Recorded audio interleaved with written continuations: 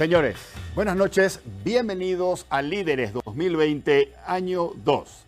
En primer lugar, quiero empezar dándoles mi agradecimiento por la compañía que nos han dado durante los 30 programas que grabamos en el año 2019. Espero que cada programa de este nuevo siglo vuelva a contar con su compañía. En el primer programa de este año, nuestro líder invitado es Manuel Ferreira, economista, exministro de Hacienda.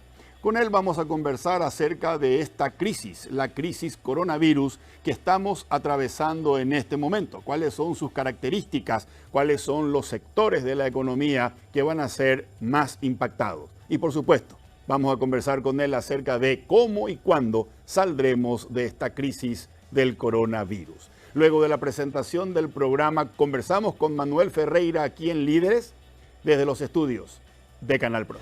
¿Alguna vez te preguntaste todo lo que puede caber en algo tan pequeño? Esa pequeña taza de café que se convirtió en el inicio de algo mucho más grande. El pasto verde y fresco que se convirtió en el lugar favorito de ellos. Ese auto, alguna vez de juguete, que se convirtió en una realidad 20 años más tarde. Esa fotografía que se convirtió en el recuerdo de una de las mejores aventuras. Seguí viendo cómo lo pequeño se convierte en grande. Contactá con un asesor al 617-8000. Aseguradora Yasureta. Ser ultra es descubrir que la edad debe marcar momentos, no mi rostro. Al final del día, la crema noche protege el colágeno de mi piel y suaviza arrugas profundas, gracias a que contiene cronociclín e isoflavonas. Dermagloss Ultra Age más 50. Llévate bien con el tiempo. Las mujeres vivimos haciendo malabares, pero cuando estamos estreñidas, todo se nos complica. Para esos momentos de estreñimiento, elige Ciruelax, ahora en su nuevo tamaño, igual de efectivo y natural. Ciruelax al acostarse, resultados al levantarse. Hace un tiempo buscaba algo que me ayudara con los dolores articulares que aparecen con la edad y que complican mi día. Decidí probar Finartrit Advance. La fórmula 4 en 1 más completa desarrollada hasta hoy, que ayuda a mantener sanas tus articulaciones. Con Finartrit Advance, nunca dejes de moverte. Estoy en la mejor etapa de mi vida. Me siento como de 20. Volví a correr y para cuidarme tomo hidrolágeno todos los días. Así prevengo el desgaste articular, porque una cosa es tener 20 y otra cosa es sentirse de 20. Hidrolágeno, colágeno hidrolizado que alimenta tus articulaciones.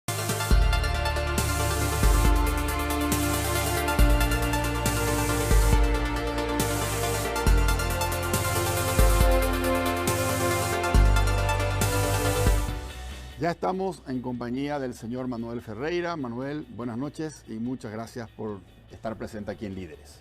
Buenas noches, Federico. Un gusto estar acá. Manuel, quiero empezar hablando contigo acerca de este tiempo de coronavirus. Vos sos una persona con una vida muy activa, profesional y laboralmente. Pero ahora todo se ha vuelto como mucho más dinámico. Te suelo ver en programas de televisión, también te escucho en programas de radio, participas de muchos webinars online. Hay mucha necesidad de información para tratar de disminuir la incertidumbre. Ahora, cuando termina la jornada laboral, me imagino bien entrada la noche, y todos tenemos ese tiempo en donde estamos más relajados y en donde podemos disfrutar de ese silencio y de esa tranquilidad para reflexionar. La pregunta que quiero hacerte es, ¿cómo racionalizas todo esto que está pasando? ¿Qué respuesta le das cuando pensás qué es este enorme cisne negro? Bueno, yo creo que yo como tal vez todos los habitantes del planeta Tierra hoy estamos en la misma. Creo que yo por lo menos me siento en una película de ciencia ficción muchas veces, ¿verdad? Como que está ocurriendo algo rarísimo que uno nunca se esperó que iba a pasar, ¿verdad? Y en realidad yo tiendo a analizar mucho desde el punto de vista de la economía, ¿verdad? Y empezar a ver esto que se convirtió en una doble crisis, una crisis de oferta y una crisis de demanda, ¿verdad? Okay. Porque el hecho de que nos tengamos que aislar, el hecho de que nos tengamos que separar, este distanciamiento social, ha hecho que no nos podamos juntar a comer en un restaurante, pero tampoco nos podamos juntar a trabajar en una fábrica, por ejemplo, ¿verdad? Entonces ha desarrollado una serie de esquemas que son esquemas a los que no estábamos acostumbrados. Hoy tecnologías como Zoom, por ejemplo, se volvieron extremadamente comunes, ¿verdad? Cuando que anteriormente jamás nos imaginamos que esto íbamos a tener que hacer, ¿verdad? La desaparición del tráfico es algo rarísimo, ¿verdad? El hecho de que la gente no salga de noche, en fin, hay muchos temas que han cambiado mucho el día a día de todos y eso tiene un montón de consecuencias económicas, ¿no? Correcto. ¿Ha habido antes alguna crisis donde también hubieron shock de oferta y shock de demanda simultáneos? Mira, yo creo que esto se da en algunos casos, en casos de guerras, por ejemplo. Creo que en la Segunda Guerra Mundial hubo algo parecido a esto, pero en realidad en una guerra hay un aparato productivo que desarrolla una serie de cosas alrededor de todo el armamento que se empieza a producir, ¿verdad? Entonces, por ejemplo, Estados Unidos durante la Segunda Guerra Mundial gastó el 130% de su Producto Interno Bruto, ¿verdad? Y le ayudó a romper con la gran recesión, que la venía arrastrando desde 1929. Okay. Acá, sin embargo, no ocurre eso. Acá tenés este doble shock de oferta y demanda y no podés salir generando mayor producción de esto porque no te podés juntar. Entonces, solamente cierto tipo de empresas, proveedoras de servicios en general, son las empresas que pueden seguir trabajando normalmente. Okay. O algunas empresas que trabajan con ciertos niveles de aislamiento, el sector agropecuario y algunas de las industrias que están en el downstream de la cadena agropecuaria lo pueden hacer, pero no todas. Correcto. Un frigorífico, por ejemplo, en Estados Unidos hay 115 frigoríficos cerrados porque hay 4.900 casos que aparecieron en esos frigoríficos, ya hay 20 muertos, ¿verdad? Hoy Estados Unidos está desabastecido de carne por esta razón, ¿verdad? Manuel, ¿te animarías a darle una calificación en una escala de 1 al 10 a la gestión o al manejo económico del gobierno de esta crisis? Bueno, yo le daría una nota relativamente alta, ¿verdad?, al gobierno. El gobierno está haciendo lo que puede, en general. A ver, ¿cuáles son las herramientas que se te presentan ante esto? La primera herramienta que vos tenés es decir, la gente deja de gastar plata. O sea, Juan Pérez lo que hace es, empieza a decir, yo no sé si voy a tener trabajo en el futuro, y como no sé si voy a tener trabajo, lo que hago es ahorro. Y concentro mi gasto en todo aquello que me es básico. Alimentos, posiblemente temas de salud, mantener mi vivienda. El gobierno dice, bueno, perfecto, lo primero que tenemos que hacer es, porque tenemos un doble problema, el problema económico y el problema de salud, lo primero que tenemos que hacer es tratar de que la gente se mantenga viva. Por tanto, tenemos que gastar en salud. En un país donde la salud es relativamente precaria, hay que destinarle recursos. Entonces reorganiza el presupuesto para gastar en eso. Una segunda medida es, las empresas están sin ingresos, tenemos que ayudarles a las empresas. Entonces, lo que se hace es, se posterga el pago de ingresos, el pago de impuestos, perdón. Correcto. Al postergarse el pago de impuestos, se le cae la recaudación, se le caen los ingresos al gobierno. Ahí tenemos ya un problema.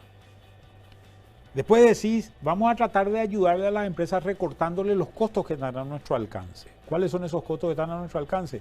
Luz, agua y teléfono. Teléfono de línea fija, que correcto, poca gente usa, sí, pero que existe. Pero sin embargo, electricidad es importante, agua también es importante. Y después vamos a tratar de ayudarle a aquella gente afectada. En un país donde tenemos un cuentapropismo del orden de 1.700.000, 1.800.000 personas, esta es una ayuda grande. 1.700.000, 1.800.000 cuentapropistas. Cuentapropistas. Sobre una población económicamente activa, que el último número es 3.646.000. O sea, estamos hablando de la mitad más o menos de la Correcto. gente que está en cuentapropismo. Ok. Imagínate que mucha de esta gente no estaba en ningún servicio de asistencia por pobreza o cualquier otro tipo de asistencia que necesitaban. Esta gente estaba trabajando normalmente. Y estoy hablando de gente muy común. Una señora que se iba a vender chipa al Mercado 4. ¿verdad? Ok. Pongo un ejemplo de Correcto. esa clase. Esa persona no estaba en ningún sistema de ayuda estatal. Encontrarle no fue fácil, ¿verdad? No es fácil. Todavía tiene problemas. Ok. Fíjate que el Estado tuvo que dar un salto a un mundo digital que no conocía prácticamente. Es cierto. En Paraguay normalmente estas cosas se repartían a mano. Normalmente se daban y normalmente Y de había hecho, Yangarecó tenía, antes de que exista el plan Yangarecó de los 500.000, el plan era armar las bolsas. Exactamente. Era armar las bolsas y camiones. Exactamente. Y era, imagínate, darle a alguien y posiblemente ese alguien le va a dar a su amigo, ¿verdad? Y no le va a dar al que no es su amigo, ¿verdad? Con estos sistemas digitales se democratiza en cierta medida el acceso a eso, ¿verdad? Hay poca forma de influir, conseguir el amigo que te anote en una lista para poder entrar, ¿verdad? Correcto. Todo esto se hizo, estamos hablando del 11 de marzo, ¿verdad? Sí, Hoy estamos más o menos a 2 meses de eso, ¿verdad? exactamente. A dos meses más tarde se ha repartido plata a mucha gente. Se ha hecho llegar dinero mal tal vez, con muchos problemas. Hubo gente a la que no llegó, hubo gente a la que no le tenía que llegar y le llegó. Ok. Pero se hizo una repartición. Un segundo tema es, se ha conseguido destinar fondos a salud. Estos fondos de salud seguramente se han gastado relativamente bien en algunas cosas y mal en otras, como sabemos por las noticias que tenemos. Y un tercer elemento es que se ha dado un apoyo a las empresas. Porque acá falta una parte que es muy importante para las empresas, que es la parte financiera, ¿verdad? Entonces, todo esto que te hablé antes era el programa fiscal. Correcto. Falta un programa financiero monetario, que es donde yo creo que en cierta medida se ha sido un poco más flojo. Digo. Ok. Si hubieses estado a cargo de la conducción económica, integrando el gabinete, ¿qué hubieses hecho diferente? Bueno, creo que hay algunas cosas que tal vez las podría haber cambiado. Vamos a ir por lo más simple. El sistema de armar listas para repartir creo que no fue el mejor. Después se fue ajustando, pero creo que se podría haber hecho mejor. Yo hubiese hecho una situación muy simple. La ley dice que tiene que ser gente de más de 18 años, que no tiene que estar en renta personal, que no tiene que ser funcionario público, no tiene que estar en IPS. Entonces era identificaciones, tráeme la lista de todos los paraguayos, de todas las personas con cédula de más de 18 años. Tráeme IPS, le voy a restar esa lista. Tráeme funcionario público, le resto esa lista. Que no tengan asistencia a ningún programa como Tecopora, etcétera, etcétera. Aportante de IRP. Claro, ahí me iba a quedar con una lista, y esa lista le iba a tirar a las telefónicas y a los bancos. Crucen con su base de datos y díganme quién está y quién no está. Y después iba a colgar esa lista con nombre y apellido, con un esquema fácil de búsqueda y decirle a la gente, opinen quién no tiene que estar en esta lista o quién falta en esta lista. Acá se armó un programa de inscripción y eso creo que complejizó mucho el tema, ¿verdad? Okay. Creo que este es un tema. El otro tema es un tema un poco más técnico, ¿verdad? Y está muy referido al tema monetario y al tema financiero. Acá, yo soy un banco que asumo un cierto nivel de riesgo. Yo tomo dinero del público y te presto dinero a vos a una cierta tasa de interés. El problema es que el 11 de marzo tu perfil cambió radicalmente. Yo no sé cuál es tu futuro. Yo banco no sé cuál es tu futuro. Y este es el momento en que vos más dinero necesitas. ¿Qué es lo que pasaba ahí? Lo primero es generar liquidez. Y acá creo que, entonces, cuando vos tenés mayor, un poquitito atrás, cuando vos tenés mayor nivel de riesgo, el problema es, te presto o no te presto plata, es una de mis disyuntivas, y la otra, ¿A qué tasa? ¿A qué tasa te presto? Si sos más riesgoso, te voy a prestar una tasa más alta. Correcto. Esto ocurrió en el sistema, subieron las tasas. Sin la garantía detrás mío del FOGAPI. Sí, después hablemos del FOGAPI. Exacto. Ahora estamos hablando de los primeros días de la crisis. No Ok. había FOGAPI, el FOGAPI tenía 14 millones de dólares, no existía. Correcto. ¿Verdad? Primera parte del problema. ¿Cómo hago para que el banco te preste dinero a vos a una tasa más barata? Lo primero que hago es le inundo de liquidez. Muchos banqueros decían, pero hay liquidez. Sí, hay una liquidez para tiempos normales, no una liquidez de pandemia, Correcto. que es una liquidez distinta. Ok. Inundarle de liquidez, ¿por qué? Para el banco, el dinero es la mercadería y paga por esa mercadería y tiene que sacarle rentabilidad a esa mercadería. Normalmente lo que hace cuando se asusta el banco es toma dinero del público y si la tasa es un poquitito más alta la coloca en el Banco Central y tiene cero riesgo. Cierto. Si yo le bajo esta tasa, entonces Tengo que colocar en otro lado. tengo que colocar el dinero en otro lado. ¿Dónde coloco? Y empiezo a mirarte ya con otros ojos.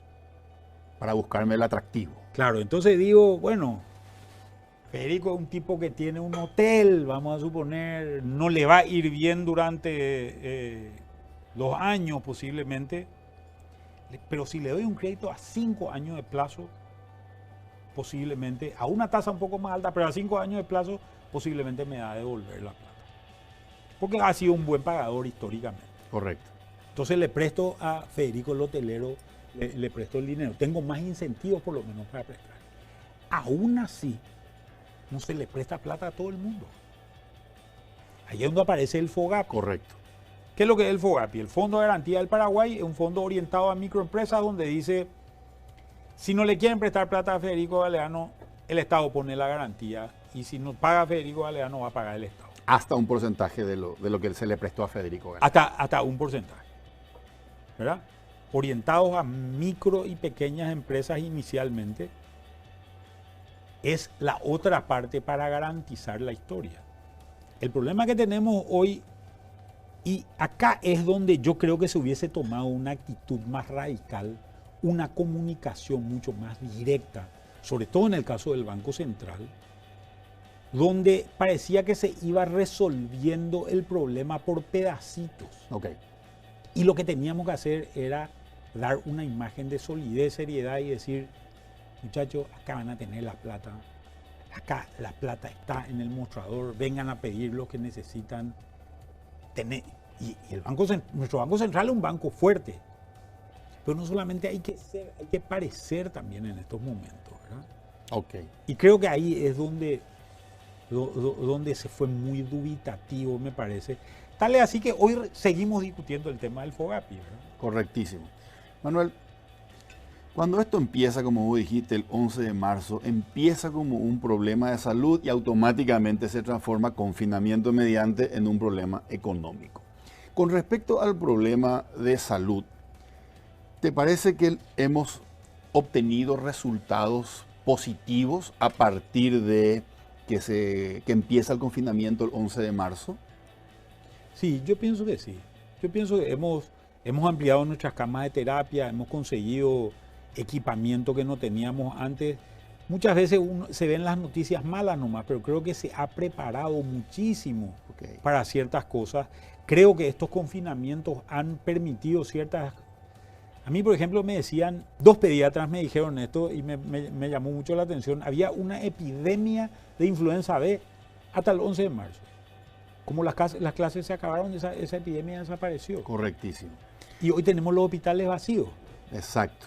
Ahora, ¿qué tan influyente o importante para lograr estos resultados, acatar el confinamiento, equipar los sanatorios, mitigar otros problemas como la influenza B, te parece que fue el liderazgo del ministro Mazzoleni? No, fue clave, fue categórico. Creo que una persona que tiene las características que se necesitaban en ese momento, ¿verdad? Una persona tranquila, ¿verdad? Con una comunicación muy clara, creo yo, muy puntual, muy directa, sin palabras de más en muchos casos. Creo que es lo que necesitábamos. Imagínate vos que le tengamos a una persona que estaba permanentemente nerviosa, acelerada, posiblemente nos iba a dar una crisis de nervio también a todos los habitantes del país, ¿verdad? Posiblemente. Entonces creo que esa propia personalidad de él y sus cualidades personales creo que han sido extremadamente útiles en esto y en su capacidad de transmitir ideas. Ok. De transmitir ideas. Mira, yo escuché muchas críticas a este tema de la cuarentena inteligente, pero sin embargo uno mira por la calle, uno mira por la televisión y le ve a todo el mundo tratando de mantener los 2 metros de distancia. Es cierto. Todo el mundo con tapabocas. Por lo que vos bien describiste recién, el negocio de un banco es tomar el dinero y colocarlo para poder devolverle a quien depositó en el banco y obtener una rentabilidad. La primera reflexión mía es el sistema financiero privado no es tal vez para una crisis como esta, que posiblemente vaya a ser la mayor crisis económica después de la de 1983, la mayor crisis económica del país, tal vez no sea el canal adecuado para inyectar dinero al sector productivo. Y lo segundo es el Banco Nacional de Fomento, que en mi opinión, no sé, quiero saber la tuya, debería haber sido la locomotora. Esta semana leía en un periódico que el presidente del Banco Nacional de Fomento, el señor Florentín, decía: hemos recibido 1.050 carpetas de empresas solicitando préstamos. Hemos aprobado 630 de ellas y rechazado el resto por no cumplir con las condiciones mínimas para mitigar el riesgo. Y en total esas 635 solicitudes que han sido aprobadas representa un desembolso de 135.000 millones de guaraníes. 135.000 millones de guaraníes es poco más, poco menos 20 millones de dólares inyectado al mercado en lo que podría ser, según Carlos Fernández Baldovino, la medalla de oro de las crisis económicas del Paraguay. 20 millones de dólares es como decir nada.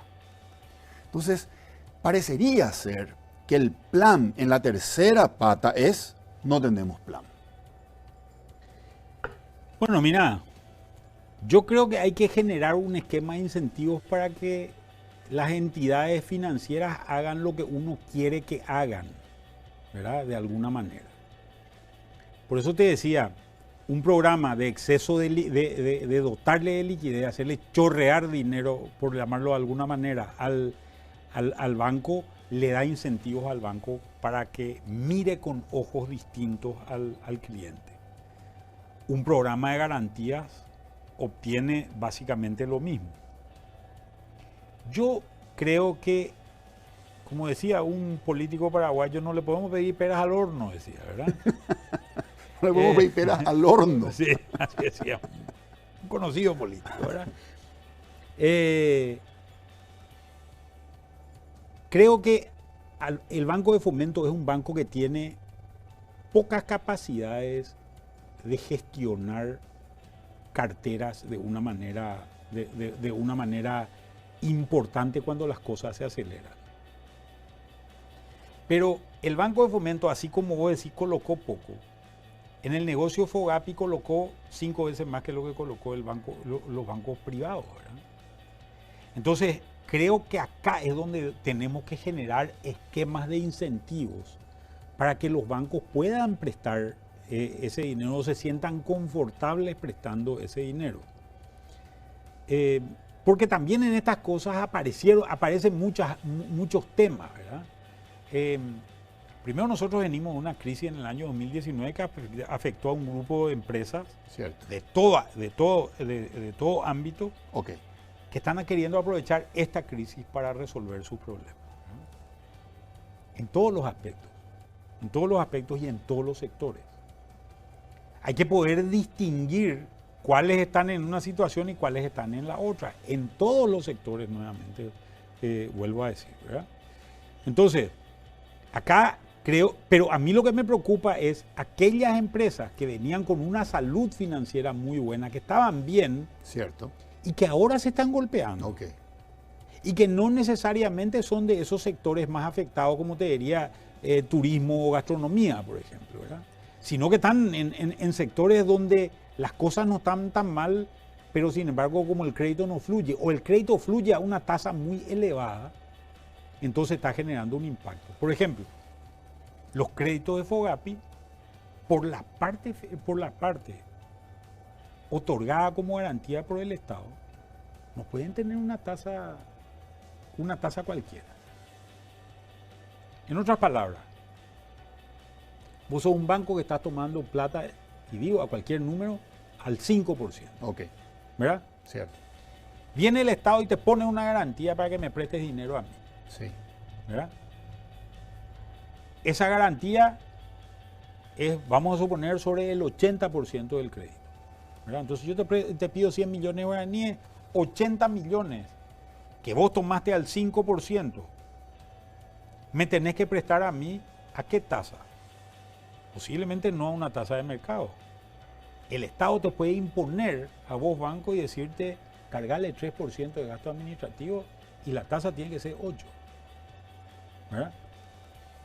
El otro 20%, donde vos, banco, estás tomando el riesgo, sí debería ir a una tasa de mercado. Ok. ¿Verdad? Entonces al final me tiene que dar una tasa, vamos a suponer, al 20%, por decir un número, ¿verdad? Entonces 20 millones al 20% da un 4%, más el 8% que yo tengo, perfecto, tenemos un 12% de tasa ponderada. Tiene que salir a una tasa como esa, ¿verdad? Correcto. Entonces, estos son incentivos que se generan, porque estos son incentivos que se generan para que los bancos tengan un esquema y tengan una agresividad distinta en este tipo de cosas. Y básicamente que los bancos compitan también en dos partes. Yo te dije a vos, 5 de tu tasa, 3 es el margen que tenés que cobrar encima de eso. Si hay otro banco que capta a 4% y no a 5%, o hay otro banco que es más eficiente y no le cuesta 3%, le cuesta 2% nomás, la tasa de ese banco va a estar a 6 y no va a estar a 8%. Actualmente, mayo del año 2020, no hemos llegado todavía a esa caída de 2,5. La pregunta que quiero hacerte todavía es la siguiente. Esta situación en la que estamos viviendo hoy, que sí es una crisis, pérdida de venta, pérdida de empleo, pérdida de poder adquisitivo, ¿va a empeorar todavía más? ¿Hay todavía un trecho donde tenemos que seguir cayendo o sumergiéndonos, a partir de lo cual llegamos a nuestro punto 2,5% de caída? Y ahí empezamos a rebotar, ¿o ya estamos cerca de lo peor de la crisis? ¿O todavía recién nos empezamos a hundir y tenemos todavía un trecho hasta el fondo, caída de la actividad económica 2,5, y después empezaremos a rebotar? ¿Esto va a empeorar todavía antes de que empecemos a rebotar? Bueno, no, yo creo que ya estamos en lo peor de la crisis. Ya estamos en lo peor de la crisis. Y ojo, 2,5 va a ser el promedio del año 2020. Ok. ¿Verdad? Entonces posiblemente haya trimestres que sean peores que 2,5. Primer punto. Correcto. Asumiendo que el 2,5 está bien, ¿verdad? Que yo creo que es un poco exagerado. Ok. Asumiendo que está bien. ¿Y por qué te digo que creo que es un poco exagerado? En realidad, nosotros venimos de un año 2019 malo. Ese año 2019 malo es un año donde durante este año, el primer trimestre de este año, se ha pegado una fuerte recuperación del sector agrícola. El sector agrícola creció como 40% con relación al año pasado, ¿verdad? Básicamente por impulso del sector sojero, que ha sido el más dinámico de todos, ¿verdad? Pero el sector sojero no se acaba en el sector primario. Por ejemplo, nosotros creemos que ese 40% también se va a trasladar a la capacidad industrial de las plantas que procesan soja en Paraguay. Ok. Que son las plantas de crushing de soja. Correcto.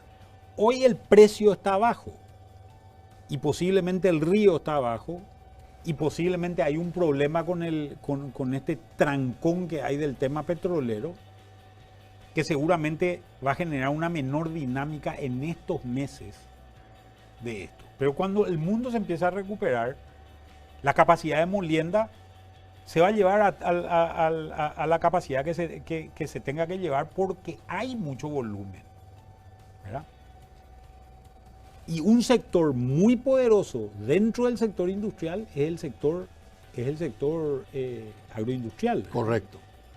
Y no estoy hablando solamente de la producción de aceite de soja, sino estoy hablando de la industria molinera, Cierto. En arroz, en trigo, en maíz. La capacidad de producción de etanol, que hoy es grande todavía. Estos son muchos productos que van a generar una dinámica. Y yo creo que el Banco Central me parece que le está poniendo números muy negativos a estos números. Ok. Que nuestra expectativa es que en el peor escenario esto llegue a 1,5% y no a 2,5% por esta situación, ¿verdad? Y creo que en el sector comercial tenemos que ver, a mí me gusta pensar el sector comercial básicamente en 3 o 4 grupos de gente. Uno es el sector comercial minorista. Ahí hay un impacto serio en ese sector minorista. Sí. Pero es en volumen y en cantidad de dinero el más pequeño de todos. Para que tengas una idea, en términos de deuda dentro del sector financiero está más o menos en $900 millones este sector. Ok. Mientras que el sector de comercio mayorista está en el orden de los 4.000 millones de dólares. O sea, es más de 4 veces más Correcto. grande, ¿verdad? Dentro de este sector mayorista, nuevamente entra en juego el sector agrícola. Porque gran parte de lo que se comercia en Paraguay es productos derivados de la agricultura o de la ganadería, ¿verdad? Entonces tenés una dinámica también ahí. Otra parte muy importante es todo el comercio de frontera, sobre todo en la frontera con el Brasil, que ese sí está muy Golpeado. golpeado. Y va a seguir muy golpeado porque si te fijaste en los datos que estuvieron apareciendo, básicamente todas las infectaciones de COVID no entraron por el lado de Brasil. O sea, lo último que se va a abrir va a ser seguramente la frontera con el Brasil y creo que gran parte de los paraguayos se van a quejar si no ocurre eso, con lo cual tenemos prácticamente un certificado de defunción para Ciudad del Este. Para Ciudad del Este. Para el sector comercial de Ciudad del De Este. Ciudad del Este. Manuel, sea 1,5% tu proyección o la del Banco Central, que es más pesimista, los números 2021 ya salen del rojo, ya vamos a presentar un crecimiento económico positivo un año después de esta crisis. Yo creo que sí. Y creo que sí por la sencilla razón de que en realidad crecer sobre un número negativo es más fácil que crecer sobre un número positivo, ¿verdad? Entonces, normalmente vos rebotás sobre ciertos valores. Hago un cálculo matemático muy sencillo, ¿verdad? Si es que vos tenías 100 en tu economía y caíste a 75, tuviste una caída de 25%. Okay. Si después volvés a subir a 100, tuviste un crecimiento de 33%. Correcto. ¿Verdad? Entonces, en términos porcentuales será siempre el rebote, ¿verdad? Correcto. Es un tema más bien matemático. Ok. ¿Y vos crees que pintamos para eso en el año 2021? Y sí, porque yo creo que va a haber primero una expansión de gasto público importante, ¿verdad? Se está hablando ya de un plan de recuperación. Ese plan seguramente se va a extender, ¿no? al año 2021. No sabemos qué dice el plan específicamente, pero creemos que va a ser un plan importante. Yo creo que, dadas las circunstancias, vamos a tener una mejora posiblemente en el sector agrícola, agropecuario en general, o por lo menos un sostenimiento en esos sectores. Ok. Y va a haber una recuperación comercial porque la situación comercial va a ser muy, muy mala, ¿verdad? Entonces, si decimos teníamos 10.000 restaurantes en Paraguay, se cerraron los 10.000 y abren 3.000 nomás el año que viene.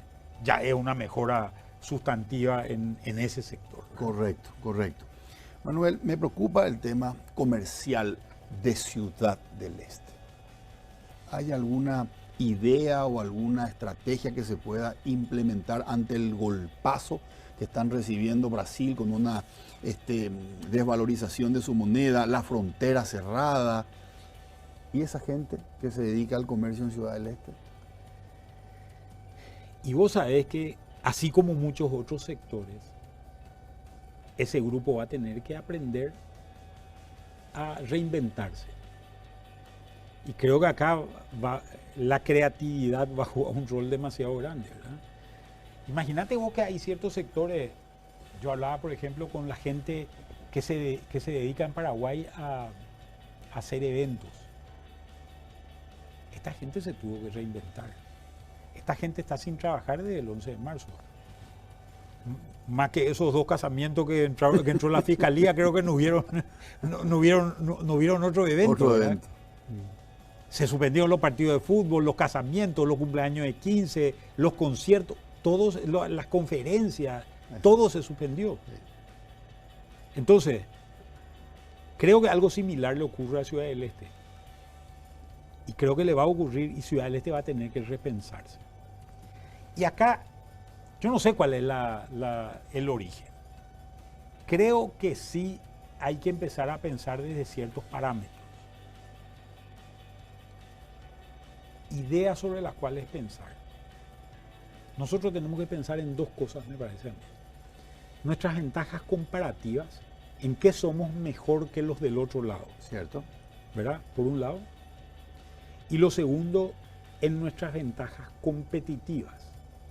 En qué podemos ser más eficientes que los del otro lado. ¿Cuáles son algunas ventajas comparativas?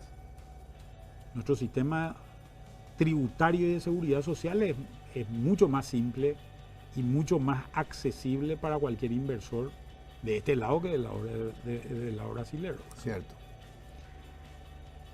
Creo que en ventajas competitivas tenemos comerciantes que tienen todos los contactos para hacer los negocios mucho más afilados del lado paraguayo que del lado del Brasil, ¿verdad?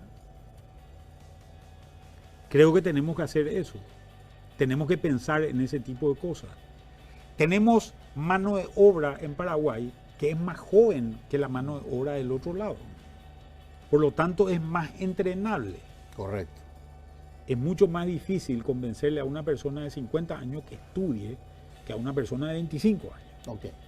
¿Verdad? Entonces, obviamente, una persona de 25 es mucho más entrenable. Correcto. Correcto. Somos un país más estable que el país del otro lado, ¿verdad?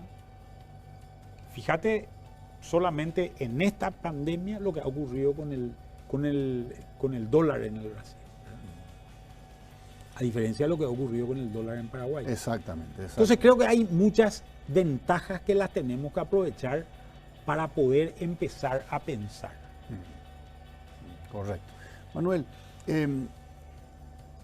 tenemos que hacer, como vos dijiste, mencionaste recién, ¿verdad? El ministro de Hacienda dijo que iba a presentar en estos días el Plan Nacional de Reconstrucción de la Economía. Si de vos dependiese armar ese plan, ¿cuáles serían? En primer lugar, estamos hablando de un plan plurianual, 2021, 2022, 2023, para volver a levantar la actividad económica y volver a absorber a esa gente que a partir de esta crisis pasa a ser desocupada. Va a subir la tasa de desempleo y la reactivación económica debería, ¿ok?, volver a disminuir esa tasa de desempleo. Para darle ese push a la economía, el plan tiene que basarse en ciertos lineamientos. ¿Cuáles te parece a vos que deberían ser los lineamientos prioritarios para que la economía post-2020 vuelva a pegar un salto? Bueno, en Paraguay una obviedad es que necesitamos infraestructura, ¿verdad? Exacto. Creo que es una obviedad. Nosotros no podemos seguir A pesar que se ha hecho mucho en los últimos tiempos, creo que hay mucho más todavía por hacer, ¿verdad? Necesitamos cubrir mucho más territorio en rutas, nos falta infraestructura eléctrica, no quiero ni hablar de infraestructura sanitaria, tenemos 2% de cloacas en Paraguay, ¿verdad? Correcto. Literalmente, Federico, vivimos en la mierda. Exactamente. ¿Verdad? Y creo que esa es una cuestión real que tenemos que combatirla en algún momento dado. Acá hay todo un camino a seguir, ¿verdad?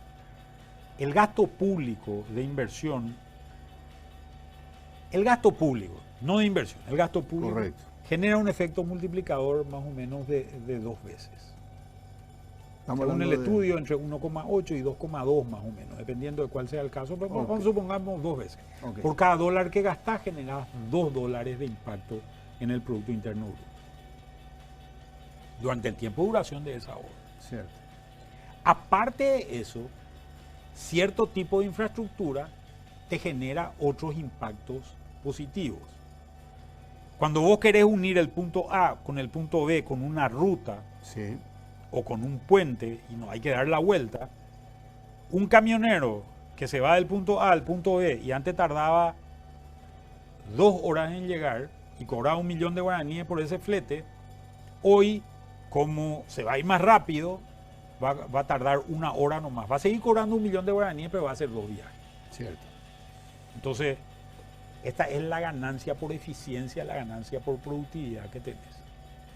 En el caso de electricidad, vos tenés un problema de que hay muchas empresas que no se quieren instalar en Paraguay porque te pestañean la luz y parece una tontería esto, ¿verdad? Pero a mí me contaban, por ejemplo, las fábricas de leche en el Chaco Central de las colonias menonitas, que en cada pestañeo se le quedaban 10.000 litros de leche en los tanques o en las tuberías de los tanques y tenían que vaciar y perdían con cada pestañeo 10.000 litros de leche. Entonces, ganás en eficiencia en estos casos. Correcto. Y en el caso de inversión, por ejemplo, en desagüe sanitario, imagínate el ahorro que hubiésemos tenido si teníamos desagüe pluvial en Asunción y no se nos rompían las calles cada vez que había una lluvia porque el agua circulaba. Sí. ¿Verdad? O imagínate la cantidad menor de enfermedades que íbamos a tener en el país si no vivíamos en la mierda. Okay. Y el gasto que nos íbamos a ahorrar en el sistema de salud. Correcto. Ahora, Manuel, tal vez tenga un monto en la cabeza, o tal vez no, tal vez tengamos que pensarlo aquí. ¿Cuánto deberíamos durante los próximos 3 años, 2021, 2022 y 2023, dedicarle a inversiones, a bienes de capital durante los próximos 3 años para una eficaz estrategia contracíclica, en dinero, en miles de millones de dólares? Y bueno, si vos tenés una retracción de un sector que pesa más o menos 30% en la economía, que es el sector comercial, tal vez el más impactado de todos, ¿verdad? Y una parte del sector industrial. Si vos vas a construir tu salida sobre la base del otro 60%, que yo creo que es básicamente producción de alimentos y electricidad. Yo creería que si en este otro 40% perdiste más o menos un 10%, vos tenés que generar un impulso que compense ese 10% que perdiste, ¿verdad? 10% que perdiste son más o menos una caída del orden de los posiblemente 3 o 4 mil millones de dólares a lo largo del tiempo, ¿verdad? A lo largo del tiempo. Tenés que compensar los 3 o 4 mil millones de dólares, ¿verdad? O sea, estamos hablando de un impulso fiscal y monetario del orden más o menos de entre 8 y 12% del Producto Interno Bruto, extendido a lo largo de 3 años. Estamos hablando de 3 o 4% de crecimiento, ¿no? Correcto. ¿Cómo financias esa necesidad de información? Una alternativa sería con la reducción de gastos corrientes, otra alternativa sería con la creación de nuevos impuestos o el ajuste de tasas de impuestos que ya existen, otra alternativa sería toma deuda, Y otra alternativa podría ser que Itaipú no dé el dinero y que Itaipú emita. ¿Qué combinación a vos te gustaría como para poder financiar esas estrategias contracíclicas? Bueno, para mí, la más obvia y evidente es que Itaipú ponga la plata. Sería lo más sencillo que Itaipú haga una emisión de deuda y la financie en un X plazo y ese dinero venga como ingreso genuino del Estado, ¿verdad? Esto sería el paraíso para Paraguay. Lo que no significa que dejamos de tocar los gastos corrientes. Pero esto sería el paraíso para Paraguay en las condiciones de hoy, sin cambiar nada. Ok. Sin cambiar nada. Para eso Si necesitamos... si eso se da, Manuel, ¿te libra de la necesidad de tener que pedir prestado o es para complementar lo que tiene que venir prestado? Depende de cuánto venga. Ok. Pero si viene un monto grande, te libra de la posibilidad de pedir prestado. ¿Podríamos salir de esta situación sin deuda y sin déficit? Correcto. Cuando decís monto grande te refería a que Itaipú emita bonos por 20.000 y le dé 10.000 y 10.000. No, o que yo te estoy hablando de este número más o menos de 10-12% del producto. Supongamos que sea 5.000 millones de dólares y le dé 5 y 5 nomás. Correcto. Con eso nosotros resolvimos nuestro problema. Con 5.000 millones de dólares. Claro. Ahora, Brasil tiene que aprobar. Y ahí es donde está el tema, ¿verdad? Porque puede parecerle poco atractivo solo 5.000. Por un lado. Por otro lado, ¿cuáles son las necesidades? Esto va a significar que el precio de la energía posiblemente no baje, Correcto. ¿verdad? Que es poco atractivo para ellos. Y eso puede ser poco atractivo para ellos. Entonces hay que ver una combinación de hacer bajar también el precio de la energía, aparte de darle dinero a Brasil, ¿verdad? Correctísimo. Porque- Manuel, lo negativo de conversar contigo, que es tan interesante, que el tiempo pasa rápido y no nos damos cuenta. Tengo que ir a una breve pausa y después volvemos con unas preguntas más para cerrar el programa. Gracias, Perfecto. Manuel. Hacemos una pausa y ya regresamos aquí en Líderes con el señor Manuel Ferreira.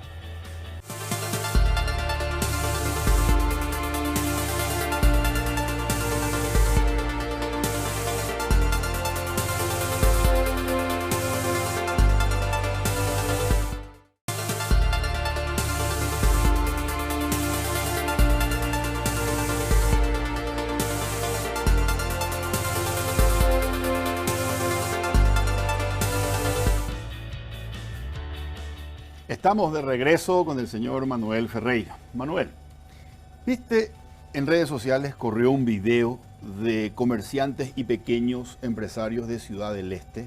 ¿Lo llegaste a ver? Sí. Es un video donde ellos decían, a nosotros nadie nos ayuda, a partir de ahora nosotros no vamos a pagar más impuestos y pedimos a nuestros clientes que nos paguen en efectivo, como para que no haya trazabilidad de los ingresos, y se niegan. Es una especie de llamado a una desobediencia tributaria. No sé si lo llegaste a ver. Sí, pero creo que no era de Ciudad del Este nomás, creo que era de todo, de Paraguay en general. Eso no sé. Pero más allá de si es solo de Ciudad del Este o no, ¿cuál es tu reflexión respecto a esta respuesta de los pequeños empresarios o comerciantes que no consideran que sea justo seguir pagando porque el gobierno nos endeuda a todos por 1.600 millones de dólares? Ellos ya se aseguran de esos 1.600, casi 650 para que el Estado siga funcionando. Lo de salud es justo y necesario, pero ellos no reciben absolutamente ninguna ayuda y, como estuvimos hablando en el bloque anterior, tampoco no chorrea el dinero a través del sistema financiero. Y bueno, mira, yo creo que se están haciendo... Acá está lo que hablábamos también en el primer bloque, ¿verdad? El hecho de que del dicho al hecho hay un trecho. A veces es largo, a veces es más corto, pero yo creo que hay una intención de generar a través del FOGAPI, por ejemplo, fondos para hacer este tipo de cosas, pero es difícil mover esta estructura. Es mucha negociación, es todo muy rápido, ¿verdad?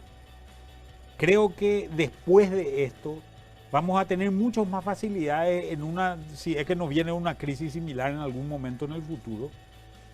Pero yo creo que es totalmente legítimo el reclamo también que hace la gente, ¿verdad? O sea, la gente ve, el funcionario público no le bajaron el sueldo, ¿verdad? Yo creo que se hubiese trabajado en bajar el sueldo y posiblemente una de las cosas que se debería haber hecho es decir, dejar de hacerle los descuentos compulsivos al funcionariado público. Que hoy hay como un 30% de funcionarios públicos que cobra 0 de sueldo por mes porque todo le descuentan. Todo le descuentan. Entonces, tampoco puede dejarle en 0 el salario, ¿verdad? Pero si le dejamos de hacer los descuentos, posiblemente tenga algún cierto impacto en un corte de cadena de pago. Correcto. Pero al final del día, el impacto va a ser más positivo que negativo, creo yo, ¿verdad? Ok. Porque cuando me decías recién, al terminar esto vamos a tener muchas más facilidades. ¿A qué te referís, Manuel? Y tenemos armadas bases de datos, conocemos mucho mejor a la gente. Tenemos armado, el FOGAPI ahora tiene 160 millones de dólares, tenía 14 cuando esto comenzó, ¿verdad? Hay una ley que va a ampliar en 336 millones de estos 160, va a tener 500 millones de dólares. Así que si yo aguanto esta situación y me mantengo formal, me conviene. Te conviene. Es más, te digo más.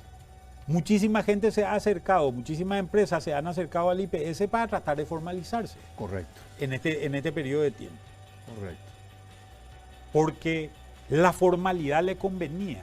Okay. Y creo que también es una herramienta que tiene que usar el Estado para estirar a mayor cantidad de gente que sea formal.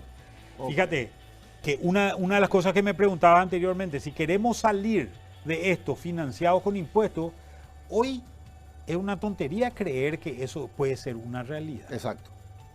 Si no sabemos cuántas empresas, hoy la gente está tratando de sobrevivir. ¿Qué le vamos a pensar en querer cobrarle más? Exacto. ¿Verdad? Posiblemente las empresas generen pérdidas gigantescas. Vos podés subir el impuesto a la renta, no va a recaudar nada. Si los niveles de transacciones se han caído por el piso, ¿qué va a recaudar en IVA? Correctísimo. La principal fuente de recaudación del selectivo al consumo, que es combustible, se va a caer porque nadie prácticamente se mueve o los niveles de movilidad han caído. Pero sin embargo, si ampliamos la base tributaria en un futuro, podemos generar un esquema de recaudación que va a ser digamos, un resultado positivo de este mal momento. Manuel, la ley de emergencia nacional le facultaba a ANDE, a Copaco, creo que también a ESAP, a exonerarle de cobrarle a los usuarios a partir de ciertos parámetros. En el caso de la ANDE eran los que pagan, los que hasta consumen 250.000 guaraníes. Hasta 250.000 guaraníes. La pregunta puntual, Manuel, es la siguiente. Esas no cobranzas ya se están haciendo. Es decir, es ingreso que eso... Exactamente. Nosotros, desde Hacienda, tenemos que devolver ese dinero a esas empresas. Y por lo menos hay que cubrir el déficit, ¿verdad? Va a haber que cubrir el déficit de alguna manera. ANDE, por un lado no cobra, pero por otro lado Hacienda le dice, toma, te devuelvo eso que vos no cobraste. Claro. Correcto. Manuel Ferreira, ¿en qué invertiría su dinero? Bueno, esa no es una decisión fácil, ¿verdad? Yo creo que van a haber, como en todas crisis, montones de oportunidades en este momento. Creo que es un momento de mantenerse muy líquido, si es que se puede, esperando oportunidades. Y hay que ver cómo se van comportando los distintos sectores, ¿verdad? Posiblemente el sector inmobiliario sea un sector que va a presentar muchísimas oportunidades después de esto, tanto a nivel urbano como a nivel rural. Va a ser muy importante, pero va a haber que tener disponibilidad para hacer frente a eso. Exactamente. Creo que todos los sectores vinculados a alimentos, producción de servicios médicos, asistencia de medicamentos, etcétera, etcétera, van a ser sectores que van a generar una rentabilidad importante en los próximos meses y años. Por esta forma de actuar que va a tener la familia en términos de su presupuesto. Y bueno, y va a haber que esperar. Correcto. Un gusto, Manuel. Muchas gracias por estar presente en el primer programa de Líderes 2020. Muchas gracias por la invitación, Federico, y un gran saludo a la audiencia de Pro. Muchas gracias, señores. Esto fue Líderes. Buenas noches.